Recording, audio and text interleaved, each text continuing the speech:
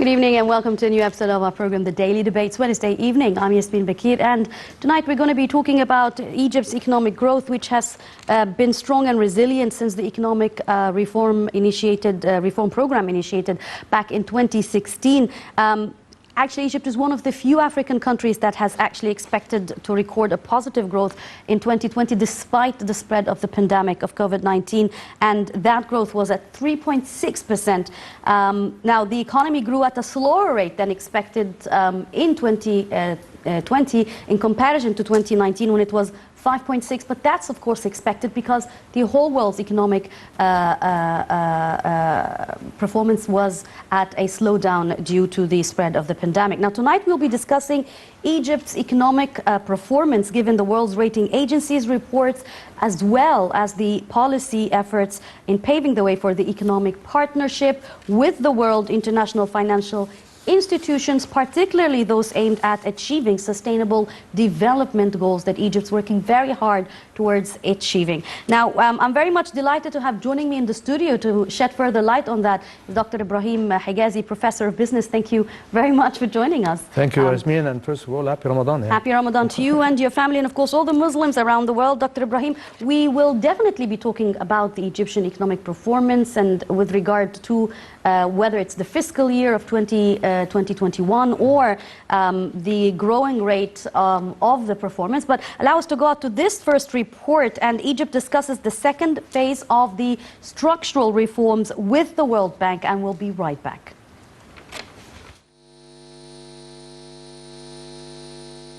The Ministry of International Cooperation held the first meeting with multilateral and bilateral development partners regarding new structural reforms that the government of Egypt aims to implement during 2020-2021.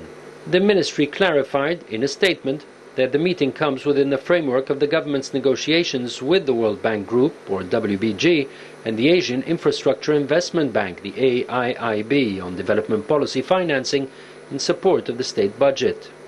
The meeting was attended by representatives from several multilateral and bilateral development partners, including the WBG, the AIIB, the EBRD, the European Bank for Reconstruction and Development, the European Investment Bank, the EIB, and the U.S. Agency for International Development, USAID, among others. The meeting comes in light of the ministry's economic diplomacy doctrine within its role to develop and strengthen the economic cooperation between Egypt and other countries and international and regional organizations. The ministry is responsible to propose the criteria for obtaining external financing, both funds and grants, follow up and monitor ministries and national agencies that benefit from foreign financing within the framework of the general economic policy of the country, to ensure achieving the economic development goals, and manage Egypt's economic relations with international organizations and economic cooperation, the international financial institutions and specialized agencies of the United Nations, all to achieve a circular economy and implement the National Development Agenda. In a speech welcoming the attendees and development partners, the Minister of International Cooperation, Rani al-Mashat, stressed the importance of the structural reforms that the government of Egypt seeks to implement to achieve a sustainable economic recovery and the ability to withstand future challenges. El-Mashat emphasized Egypt's success in implementing the homegrown economic reform program from 2016 to 2019, which helped cushion the country during the pandemic, enhance development plans, and achieve positive growth rates despite recessions in most countries of the world. She added that the proposed structural reforms are part of complementing the process of reforms that the government of Egypt started in 2016 with the IMF in the financial and monetary sector. The second phase of structural reforms for this year is focused on sectoral structural reform. Marina West, the WBG's country director for Egypt, Yemen and Djibouti, said that the first phase of economic reforms ensured economic resilience, and the second phase is expected to help Egypt recover from the repercussions of the pandemic through the private sector-led development efforts. Saeed Bakhashi, senior resident representative of Egypt for the IMF, also applauded Egypt's ability to overcome the COVID-19 crisis.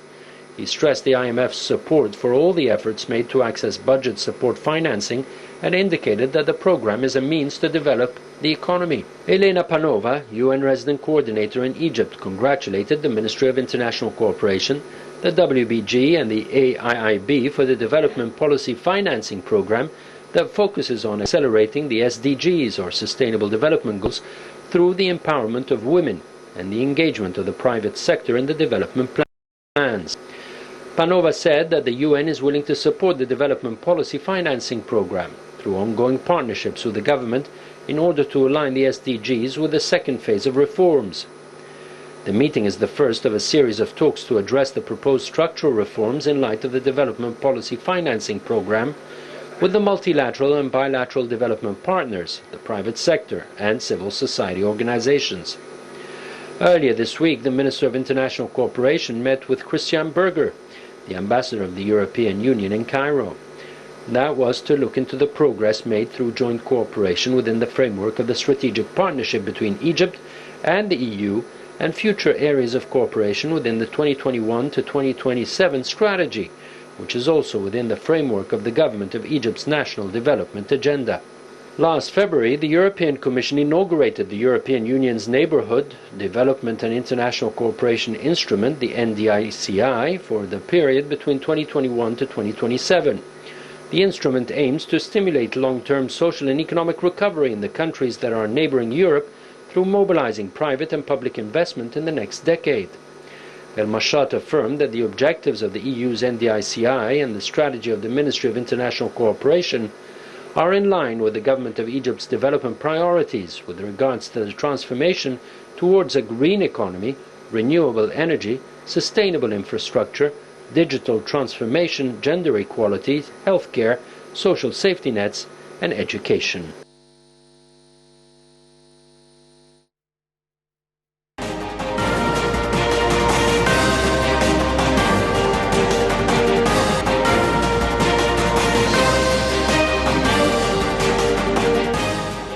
Welcome back again. You're still watching us here on The Daily Debate. I'm once again wanting to welcome my guest, Dr. Ibrahim Hegazy, Professor of Business Administration. Thank you very much for joining us once again. Dr. Ibrahim, as we've seen in the report, and since the very beginning, President Abdel Fattah al-Sisi had assumed office, we've seen the agenda that's been putting from the very start a real revolutionary plan towards sustainable development. So for the first time, there was an administration in Egypt that actually had a target and goals and worked towards reaching these steps.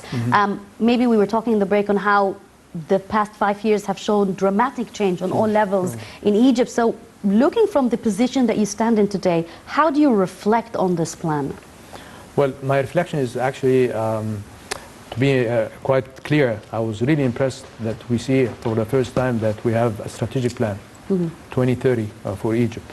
And it focused, and we're talking about 2016, and was amended in 2018, but at least we do have a strategic plan, and the government is putting the different tactical plans to reach the objective of these 2030 plans.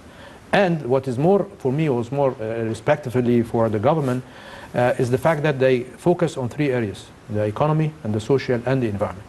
And this is where the issue of sustainability came. And you can see now a lot of actions have been taking place to activate and initiate the issue of a green economy, whether it is in the environment, whether it is in a renewable energy project, mega projects. So people start to see the fruits of what have been planned at the initial start of the strategic plan of 2030. Now, these strategies that have been implemented, how do you also evaluate them, especially as there have been a lot of talks on which format or which example from countries, successful countries around the world, is Egypt really following? But then you find the irony that they took bits and pieces from every successful example. Sure. So do you think that at this time, I mean, this question could be divided into 2 parts on how you evaluate the previous strategy, and do you think that the future would need the same strategy to be applied, or now that we are almost there towards our sustainable development goals, the strategies needs to be amendment in general again? Let me tell you, there is this secret word, and I think our beloved President Sisi have really used that word frequently in his international speeches when he mentioned the issue of our agility, our ability to adapt, our ability to modify, to change, to innovate and develop. And so that's why it was not a surprise when you have a leader who is thinking of resisting the status quo. I mean, if we see things that are not going the right way, then we take a switch on other directions. And so the issue of your question related to would what fit yesterday will fit tomorrow. The answer is it depends on the outcome. Definitely. If the outcome is positive, then definitely we try to reinforce the positiveness. But if the outcome is not as targeted, then we have to refresh, like computers, they have Yes, you've got to refresh, and you have to start again and look at where we can make better outcomes and better performance. Yeah, these outcomes, of course, are very much directly related to the international partners. And Yes, from here, sure. I want to ask you about dealing with these international partners, which have focused on 5 key areas. We have human development, we have resilience and prosperity to support resilient, sustainable economies, peace, security, and helping countries address, of course, their challenges. Then we have also migration and mobility to address these challenges of the forced displacement of irregular migration, and environment, energy, which you just kindly noted a couple of moments ago, whether it's directly related to climate change or going green, as you've correctly said. How far did we work on these 5 different dimensions? Well, first of all, we look at the economy, because the reforms that has been taking place in collaboration with the requests of different multinational, international institutions like the IMF and the World Bank. In terms of subsidy eliminations, that's number 1. In terms of letting the private sector also join in terms of running the economy, because in the good old days it was purely public enterprises and public sector which is running the economy. But now the issue of shifting a little bit to bring into board the private sector, that's also a sort of a revamp, a reduction of the government size. Also reducing, taking care also of the social aspects, like the social justice, which is another part that the World Bank has been talking about, especially during the pandemic. We received a lot of recognitions and appreciation of our performance during the COVID pandemic from the start in the early 2020 by many actions that have been taking place immediately, at the expense, of course, of that was at the expense of the deficit in terms of the budget. Instead of 8, it is actually getting up to be 8.2 of our GDP. And again, this because of our ability to change and adapt, to get the social net and social justice to expand, so that it accommodate what took place during the pandemic. So I think the reforms, economically, socially, and environmentally, and you see now that we have, in fact, we have an abundant and a surplus of electricity, based because of relying, as it says the statistics, maybe in 2025, 20% of Egypt electricity will be from renewable energy. And so this is also another issue that we'll try to use it to reach the issue of collaborative regional collaborations. I'm glad you pushed in the issue of COVID-19 at the moment, because unlike the rest of the world, the Egyptian economy did not go down. It did not perform as it was planned, and that was only natural. And then there was the irony again of how did Egypt manage to maintain its stability despite that the developed country's economy went on stalemate. What was the magical recipe in this regard? I think the magical recipe is the action that was taken by central bank, number 1. If I talk economically, Yes, of course, from an economic from an economic point of view, I think the relief for a period of time of any debts and any installments by the private sector and by individuals like the creditors, which was delayed for 6 months. So that helped to relieve the burden financially. Number 2, they started to provide cash loans. And number 3, they started to provide the central bank initiative for tourism and other sectors which were directly affected by the closure of Egypt and, of course, the globe, not just Egypt. So this is one factor, and as you can see now, even the interest rate is going down from 12 to 8 plus in these days. And so this is part of what economically has been done to absorb what took place in the economic side. On the social side also, if you remember the case of people taking £500 per month, this is also to provide for the social net, and also the subsidy have been expanded. So these 2 things, actually, we are recognized by the World Bank that our GDP, the growth was 2.8, I believe, and this is not negative like other developed countries. So here we don't compare between the past, because nobody can compare before COVID and after COVID, but we can compare with the same period of time across countries. Yes, what is everybody doing around us? Exactly. So that's why there is a lot of appreciation of what happened in Egypt in 2020.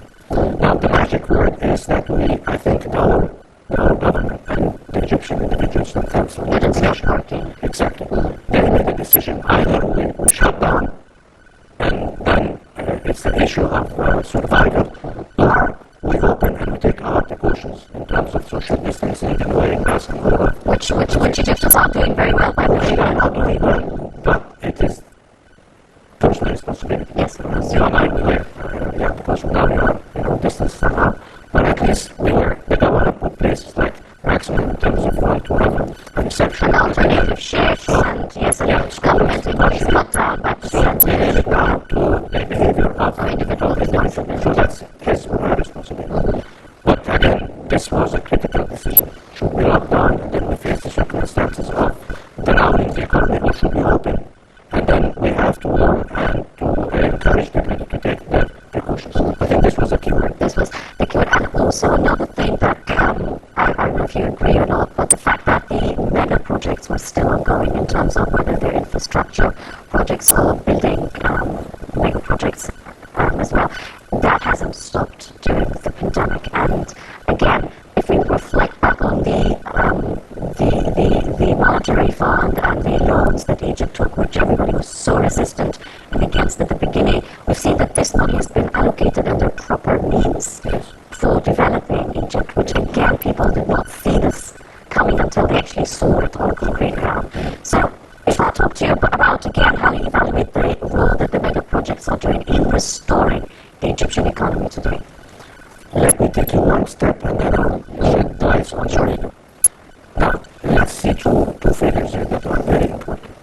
The stability of the exchange of the dollar versus the Egyptian pound. And then get into that. Still, the fact it is going down, not going up. And second, the issue of the foreign reserves in the central bank of Egypt.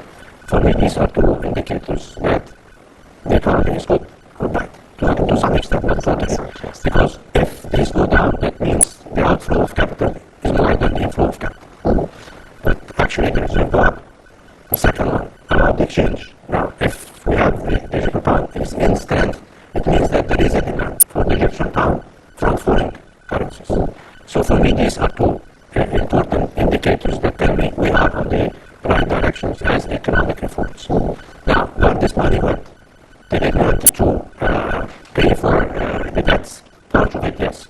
But another part, because we opened for the private sector and we did encourage through reforms, legislation-wise, of the foreign investors. And we relied on those who have the technology. That's why many German companies are in Egypt. Many American companies also are investing because during the Trump era, it was a good relationship between Egypt and between the US company. So I think the major projects, it needed technology. Yes, definitely needed human capital, human resources, but definitely also we relied on, and this is part of the sustainability issue, that we get along the directions of using technology to develop our mega projects. Now these mega projects, they are employing hundreds of thousands. However, some analysts, and I don't know how you would react to that, I believe that this is just a temporary employment period, thinking that after these construction works are done, then the unemployment rate is going to go back up again. But other analysts believe, well, no, because jobs will be created and people will just switch, plus construction and development will always continue but a different path. So which more of an opinion do you fall under? No, I fall on, one finish, certain phase, and then the next phase start, which is the operation phase. We are on the construction phase, so definitely the state development and construction is doing. But on the other side also, you have the operation stage. And the operation stage is more beneficial for people in Egypt than just the construction, for the simple fact that many of this output of these mega projects, surely it is partly in the domestic market, but bear in mind, a lot of the petrochemical projects are for export.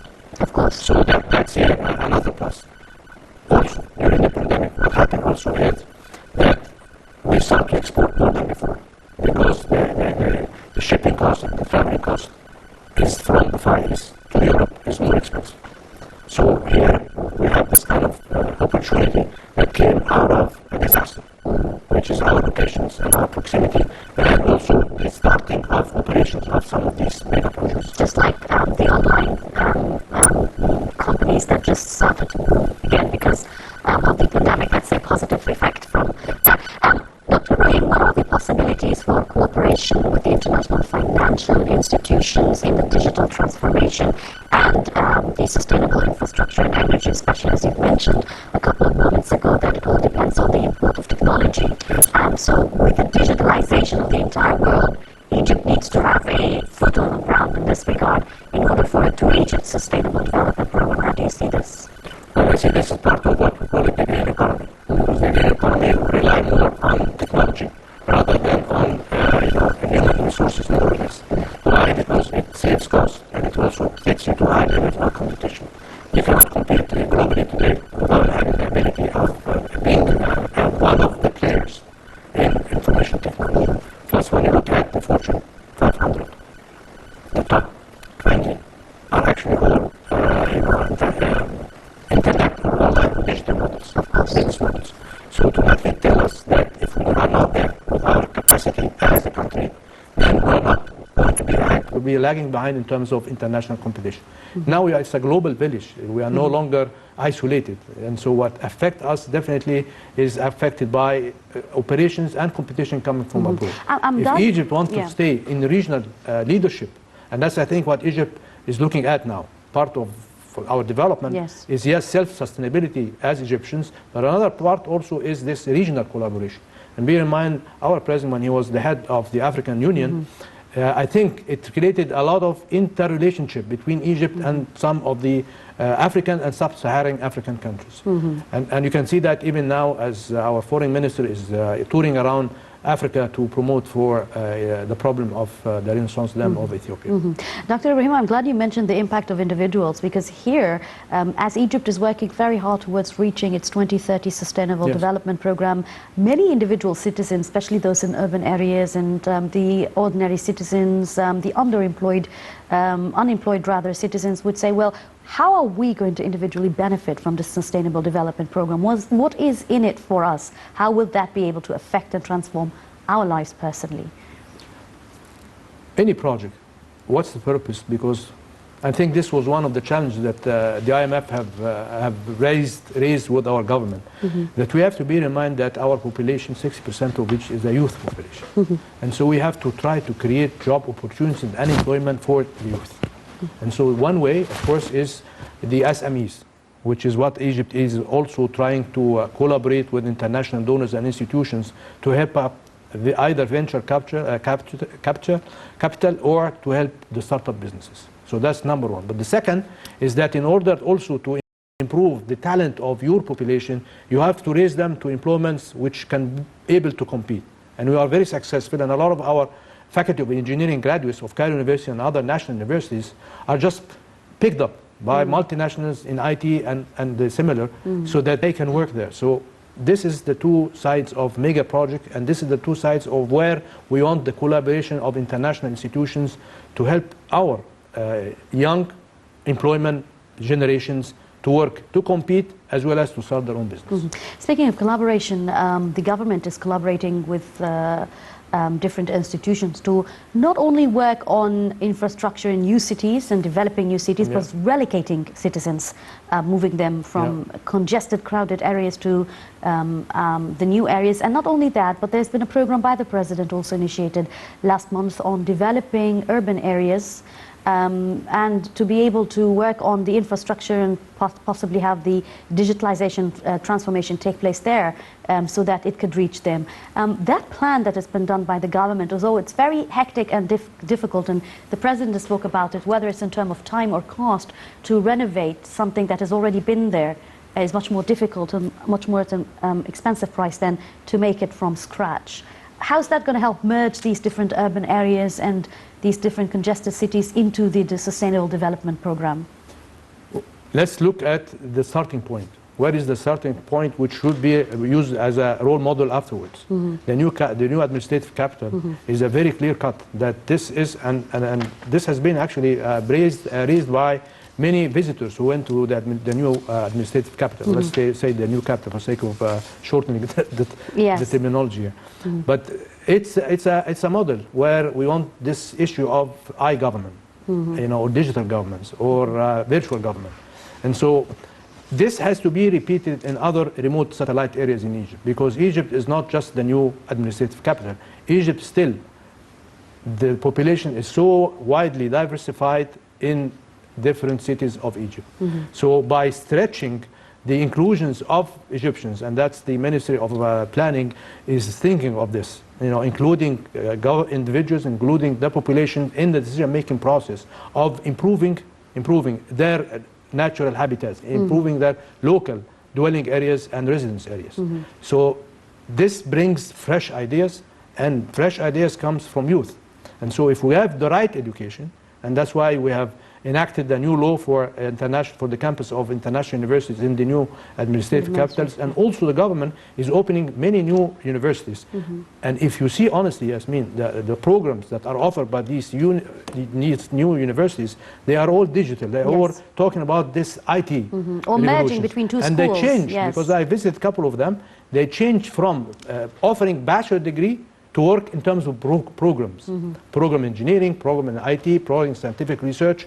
Which so is you more are specialized, exactly. so you don't have to waste years on taking something that's not and very... at the end is not demanded by the employment, by the labor force. Definitely. Yes. Well, we will be talking, Dr. Ibrahim, about the measuring process and indicators of whether or not Egypt is on a positive track when it comes to sustainable development. But allow us to please go to this second report. Egypt is to allocate 1.25 trillion Egyptian pounds in investments in the fiscal year between 2021 and 2022.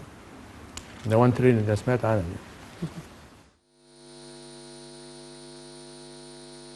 Egypt plans to allocate 1.25 trillion pounds for investment in fiscal year 2021-2022, which starts in July. The Ministry of Planning and Economic Development reviewed the most prominent features of the investment plan for the fiscal year and the general directions for the Sustainable Development Plan for the same year. Minister of Planning and Economic Development Hegazy explained that the most prominent general orientation of the Sustainable Development Plan for fiscal year is the commitment to implement the mandates and initiatives of the political leadership in line with the goals of the national agenda to achieve sustainable development within the framework of Egypt's Vision 2030.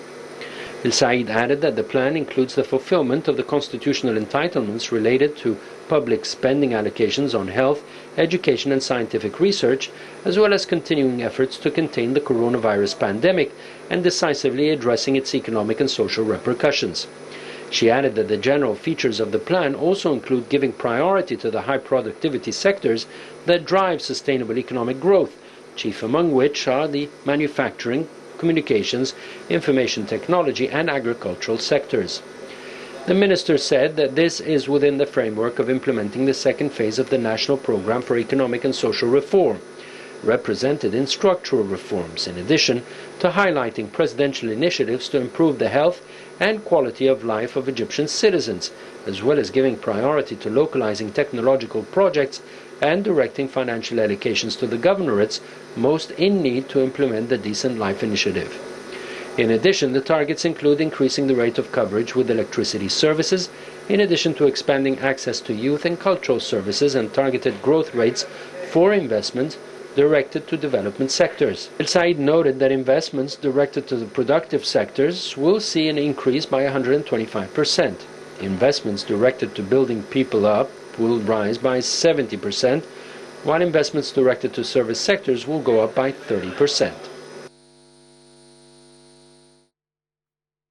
Welcome back again. You're still watching us on The Daily Debate. I'm still very much delighted to have joining me Dr. Ibrahim Hegazy, Professor of Business Administration. Dr. Ibrahim, before we went out to this report on reviewing the fiscal year of Egypt's 2021-2022, I mean, with the general scope of your vision on these new cities that have been built or are being currently built, and we're not just talking about the new administrative city, we have the new Alamein city, which is also going to be booming, we have the new Delta, so it's basically new cities created parallelly with all the other governorates, if I may say as well. How is that pouring into measuring the development of the Egyptian economy? Well, obviously you can see that there is a lot of congestion in cities in general in Egypt. So that there is no way you can grow more vertically. So you have to grow horizontally. And that's why I think the new cities was an outstanding thinking strategically, because we didn't think about it today. These cities were not built in one day. They've been planned and then developed and then sold. And so when you see that, it's a way of getting out of the valley, the Nile Valley, and try to expand the economy, because you cannot expand within the borders of the Nile. So that's number one. Number two, these cities were built just not as residential new cities like Sadat and the old ones. Either they are industrial like Al Hashim al Ramadan, or they are residential, pure residentials like New Cairo, unfortunately, and like Sadat, for instance. So these the idea behind these new cities or new communities is a stand-alone self-sufficiency communities, where there is schools, there is international universities, there are services, there are mega projects, and there are international airports. So these, for me, it's a way of starting the new life of the youth in these modern cities. Plus, what is also very important to highlight and stress, that you cannot build these remote cities without connecting them with the mother cities. So the infrastructure that was built, not around Cairo only or around Alex, but all over Egypt, to connect, to interconnect these satellite new cities with the hubs and with the major old cities of Egypt, is also have to be appraised. Second, Egypt is now thinking regional. So you can hear the news that we are constructing the highway that connects Egypt with southern Africa and connects Egypt with the neighbors like Libya. And I'm very happy and proud to hear yesterday on the news that Prime Minister Mustafa Madbouli and 11 ministers have went to Libya to start now contracting. And they did sign contracts with the Libyan government to, help rebuild Libya again. And so this will bring more investments, two ways. And it will bring more influx of hard currency to Egypt, which will strengthen our reserve and will strengthen our currency. And it will bring employments, because we said one phase of construction is over for these guys who built the mega project and built the new communities. But it is over here, but it's not over in other countries, like Libya and other ones, which will be actually up also in the near future for developments. And when you look south to Africa, no, we have a lot of mega projects now are going on in some countries in Africa. So the direction is good. The direction is relying on our strengths of our experience. And I think the sustainability concept and the target of sustainability in Egypt, it's unprecedented that today we see we are exporting electricity to other countries, that today we see we are exporting our know-how to Iraq and to Libya, and in areas where we have proved success in the past. I'm glad you've talked about this number of issues concerning spreading regionally and in the African continent in particular. So we were done during the past couple of years with our planning and our goals internally, and also strengthening diplomatically our ties with the rest of the African continent and the region. Now, as you've said, it's time for action, and there are plans to expand beyond the borders. If I was going to ask you here in this part on how do you think Egypt is very crucial economically to these countries, whether it's in the African continent or the region? What important pillar does that make for them, for their economy, apart from infrastructure? It is the expertise. It's not money, first of all. We cannot support financially, but we do support with our expertise. And bear in mind, definitely, if we have 100 million population, if we say 2% are high experts, that by itself is enough to export them outside. Oh, we see the most important experts around the world are Egyptians. Exactly. So that's I think when you ask me, why other countries, whether African or non-African countries, look for Egypt, it looks for their professional expertise, it looks for their ability to deliver. And we showed the world, starting from the Suez Canal and the new side of the Suez Canal. We built it in less than in a year. And the mega project and also, Egyptian money as well. Unexpectedly, the mega project have been developed and operative in less than 3 years. By half the term of the president, the first one, we had this mega project already on. I remember the old days where there is a lot of electricity cutoffs. There is a lot of shortage in gas consumptions. And so this is actually shows the expertise of Egypt to manage crises. And I think when you go to a country which is getting out of war or out of civil unrest, then definitely you need somebody who's been through this and who's been successful through this. So now it's the time for Egyptians to gain the burdens and the pains that we suffered during the process of reform. And that's why I really appraise Egyptians, because they stood behind the government, they did not complain, and they followed the directions of let's open the economy, let's go forward. And I talked to people in the street, they said, I know we are taking the risk of COVID, but I'm not going to take the risk of not feeding my family. And so we, not just the government, took the decision, we supported the decision from all different levels, whether I'm talking about lower class, middle class, or upper class. And that by itself shows the power of the Egyptians when they actually agree and we work as a team. Dr. Ibrahim, when you spoke a couple of moments ago about the management crisis, and that's very important to have a management crisis committee of a group of people who are very well knowledged and could really handle a plan B in case of any emergency. And that was proven very successful on all levels, specifically during the pandemic.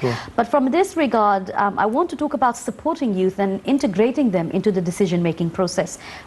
Youth who are very, they're considered from the fourth generation, they're very well acquainted with technology and with IT, and they have innovative ideas. How were they helpful in taking part in the economic reform program that Egypt is witnessing today? Okay. First of all, you have to train, you have to educate the youth in order to be able to take the challenge of the global competition.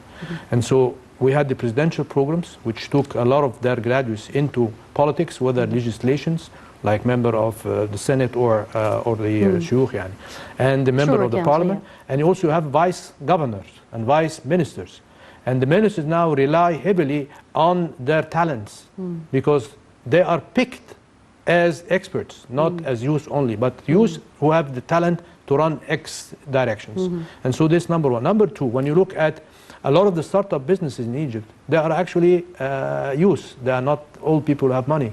And because they have ideas, they have the know-how, and they go internationally to compete, and they get this kind of rewards. Not necessarily the first award, but at least among the top, shortlisted in terms of award. So that shows the ability of the youth, because their inclusion on the political side and on the NGO side, I think this is also brings the support for government policies, and also it help activate. And I think Dr. Hala Said, also the Minister of Planning, she was behind the issue of including youth in different governorates.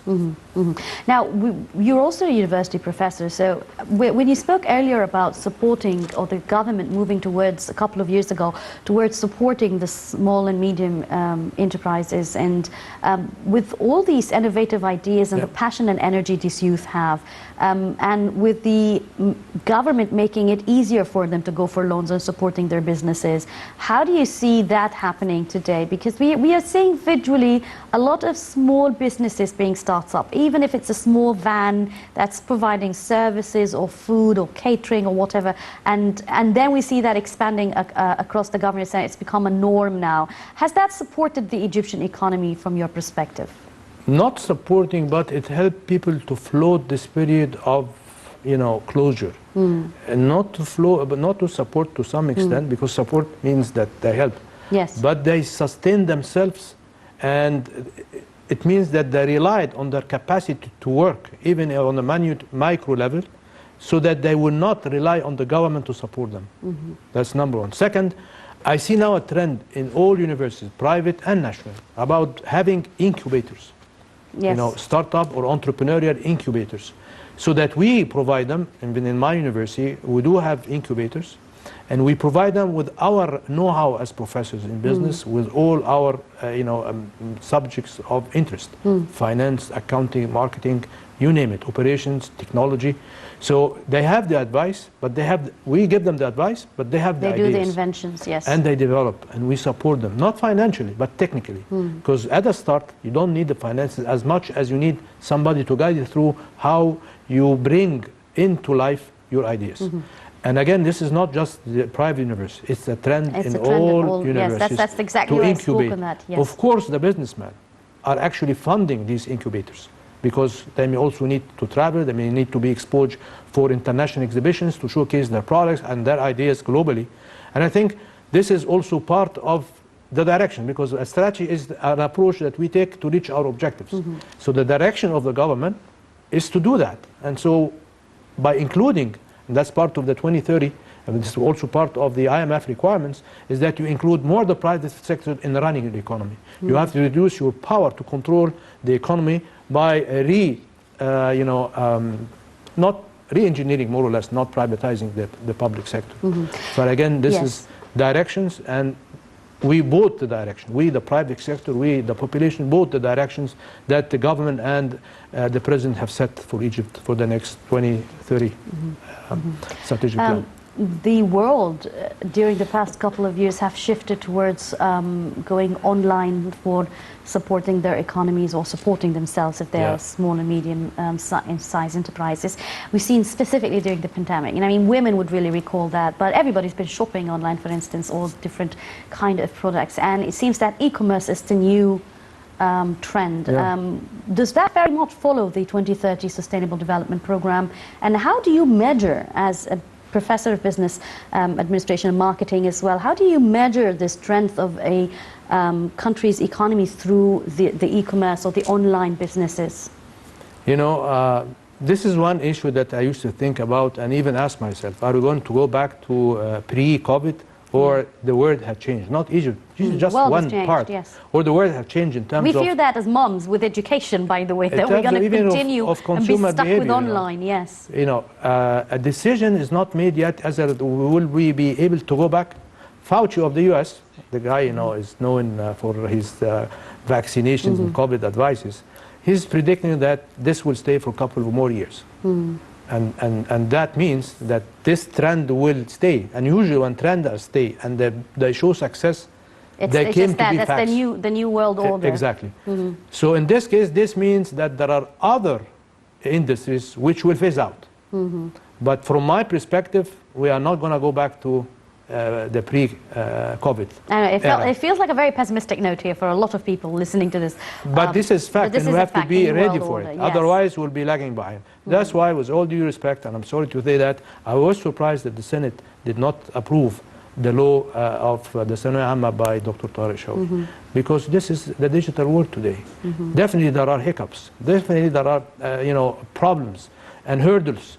But that doesn't mean that you stop your development. But some people and communities are still resilient and resistant to the change. It's the name of the game. Yeah, but as you correctly said, if it does seem that it will be continuing, then I think that's going to be the only option, is just to face this fact and continue on this. It's not about our performance in terms of education it's about quality. The system it's about changed. Where do we stand among others, and we want our youth, which is the bulk and the hub of our of our population. We want them to be able to compete.